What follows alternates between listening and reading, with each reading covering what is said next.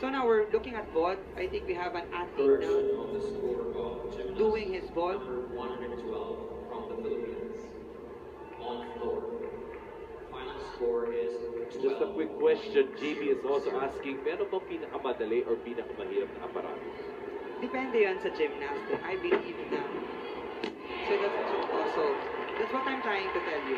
If you land on your feet first and then your butt, you can get a large error. But for this, we can see kasi hindi ko nakita sa camera kung anong nauna. But let's see on the slow-mo. Pero if you land butt first, then you're gonna have a fall or a zero fall. So, nakita natin na medyo nagland yung paa niya before that. Oo, muna. So, let's see if if the judges are going to award that vault for him. Okay? Kasi nasa discretion na yun eh. Kung na-hit naman niya yung kailangan niyang execute ng post at saka ng after flight, then he can be awarded that vault. And usually, we have 2 vaults naman. So again, first on the vault, now Vietnam on the Parallel bar. parallel bar. So see, yung mga grips na yan, that also cause a deduction. If you would notice the hands, whenever he tries to change grips or adjust the grips, you also get a deduction for that. It means that whenever you do those skills like the handstands, the swings, the holds, wherever your hand touches first, you have to make sure you hold that position with the skills that you are doing. Very nice lines on his parallel bar routine. Nice catch on that. You can see that the toes are very much above the bars and the handstand is very good.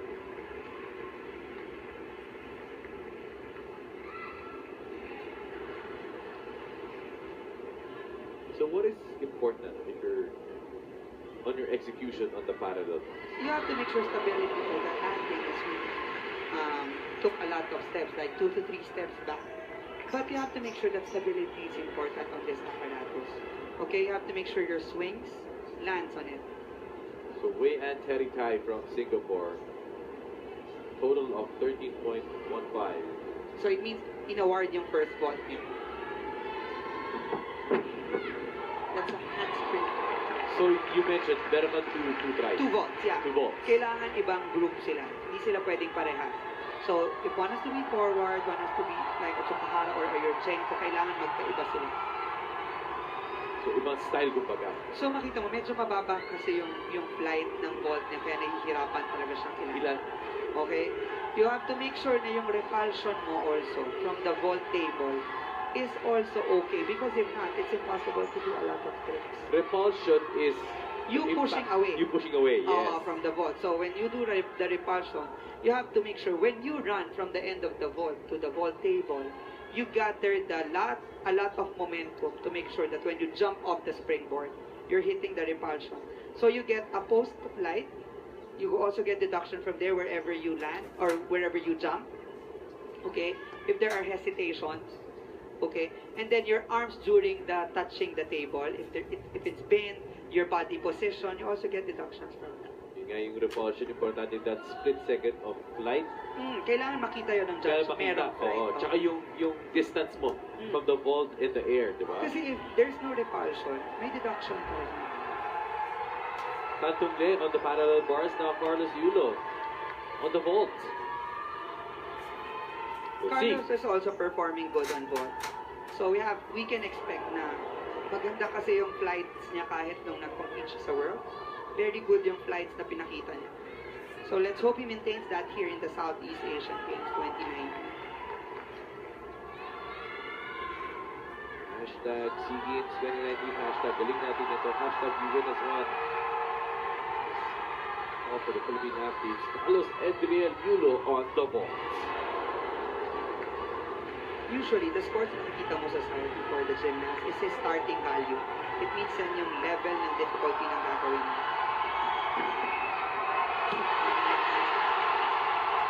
Good landing, a little bit bent on the landing.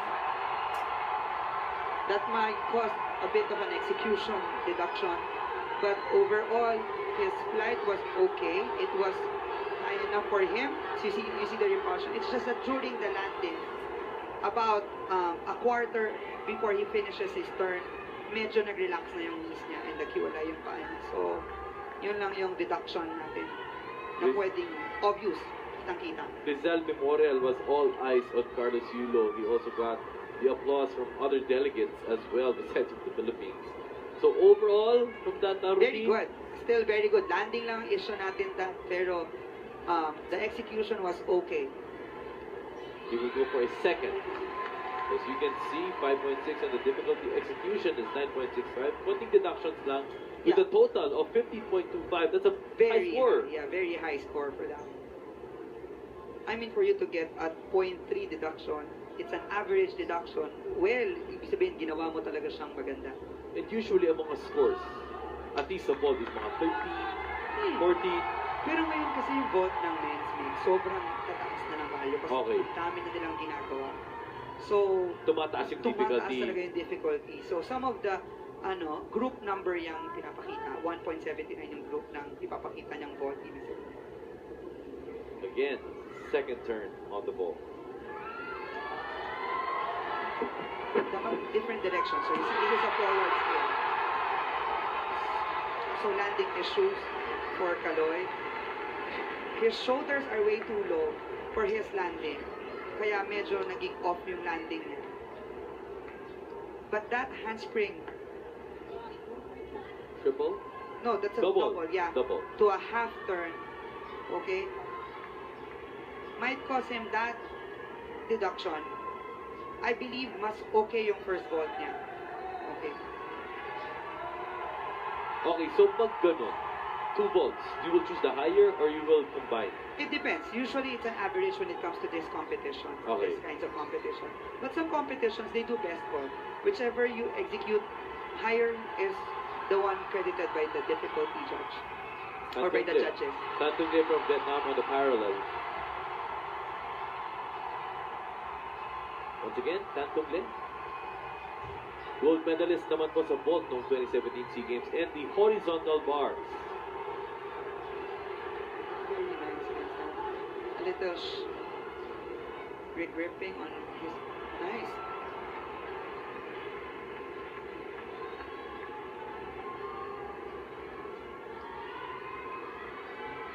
Good catch for Tantungle.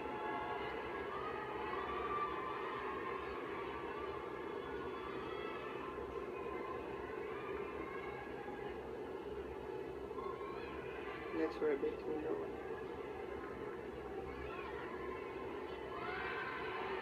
Very good this one. Commendable this man. I mean, you can see that yung landing niya was nearly up, pero a jump off is okay. Now on the high bar.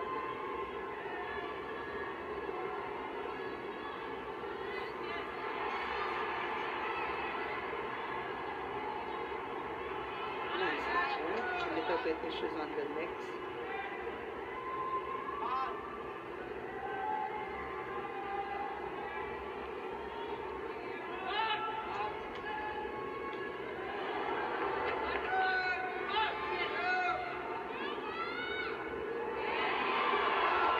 Nice this one. A bit tight on the landing when he's about to land, but overall, that was a very okay or good performance for the high box. Zul Baringat Azri from Malaysia on the high bar. Puntang Ding from Vietnam.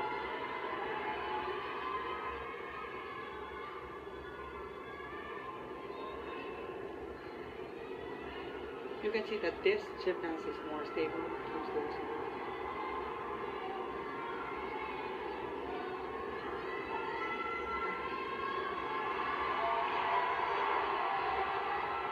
Nice catch on that.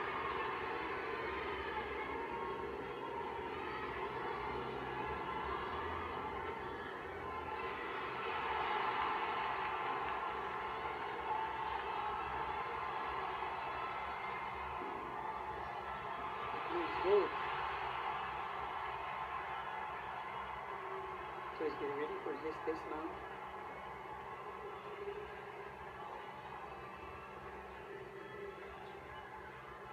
Good landing. And you can see that the gymnast was happy with that. I mean, he was really able to make sure na stable siya when it comes to executing his handstands and all. So now we have Raylan on the vault. Nice landing for Raylan. I mean, that handspring, a little bit low on the repulsion, okay? But you can see that his hands were a little bit earlier or mas maaga siya doon sa table. So hindi mo siya makakapush masyado. But Binawi niya actually, sa flight eh, di ba? yeah, okay naman yung landing niya. Medyo, yun nga, knees apart, feet apart, stuff like that. Execution errors pa din. So we have Justin De Leon. Ace De Leon. On the ball.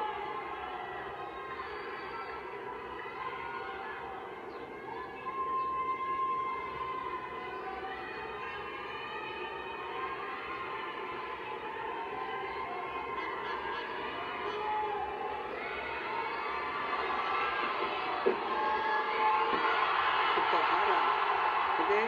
That was a very okay landing. I mean, the flight was a little bit low, but it was okay. It was good. He was able to stick it. A little bit jump on the end, but overall it was very good. I mean, he was able to hold that position. Late, medyo early lang, na-late yung head niya when it comes to the twisting. Okay. But he was able to hold that landing. He will go for vault number 2. This is Justin Ace De Leon. Earlier we saw Carlos Edriel Yulo. You can see his scores, 5.2 on the D. A 1.0 deduction on the execution with a total of 14.10. Not bad for a first timer for vault.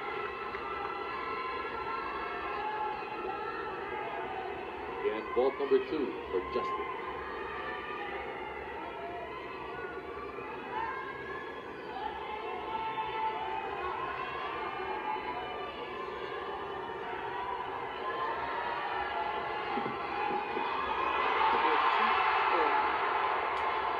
That landing really have been helped kung siguro nandun yung and you can see na medyo iika-ika sa Ace. Because the landing was a little bit off because of the flight na meron siya when it comes to that second vault. That round of backhand spring to the vault table. So you see, yung rotation ng shoulders niya was okay, but the layout position was a bit too slow for it to be able to land on its feet ng maganda. Is there something that he could have done? Part of that routine to have a better landing? Siguro, yung blocking niya doon sa vault table needs to be more solid as he needs that flight to do that twisting na kailangan niya. So flight issue. Yeah. So Jamon Pamani, bronze medalist po ito sa pommel horse at sa parallel bars ng 2017 SEA Games. So now, saying hello to our friends who are watching. Marnie Slur Santos watching gymnastics or gymnastics coverage. Kian Inabore, maraming salamat po. You can see our gymnast from Thailand on the parallel bars. This is also a good question by Rod Marmol. We're talking about the pros and cons of home court advantage. He's asking about the cons. Ano ba yung mga meron bang disadvantage? Yun nga, ako, naniniwala kasi ako talaga na pag sinabi mo kasing home court advantage, parang ina-expect na ng tao na dapat mag-perform ka at your best. So, syempre, huwag natin kakalimutan that these gymnasts are also expecting a lot of pressure. Like, from the families, from the government, from the sports commission, from the team. So, yung pagkasabihin mo na, unlike pag nasa ibang bansa ka, you only have your coach, you only have the knowledge of the people in our country, are cheering for you, Pero pag nandun ka at naririnig mo sila, parang ang hirap tignan ng maraming mata. So that for me is the cons talaga na parang mahirap talagang mag-perform din sa home court advantage. Tsaka syempre, minsan tao lang eh. Di Naman. ba? Totoo naman yun. Meron talagang human factor, especially in individual sports. When you get nervous inside the apparatus or the exercises, tapos hindi mo na mabawi, and you see everyone staring at you, parang mas mahirap bumawi, right? Kasi actual eh. Mm. Di ba? And yun nga, sabi mo, everybody's looking at you, especially at this kind of competition. Tapos And yun parang nga close siguro, range pa. Sobrang andyan lang sila sa tabi mo. So you can hear their voices out loud.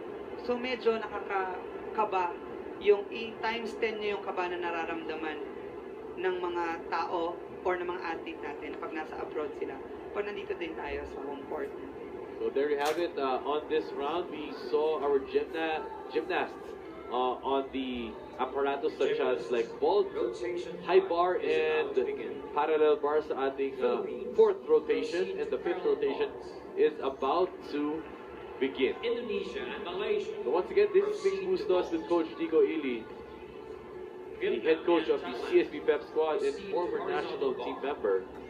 You're watching live coverage of the men's Artistic Gymnastics Competition or MAC. Bukas naman po, women's Artistic Gymnastics Competition or WAC. Artistic Gymnastics will be from December 1 to 4, and we will also have rhythmic and aerobic gymnastics later on this week. So saying hello once again to our kapamilyas who are watching from here and abroad, wherever you are, sa buong mundo kapamilya, through SNA HD, through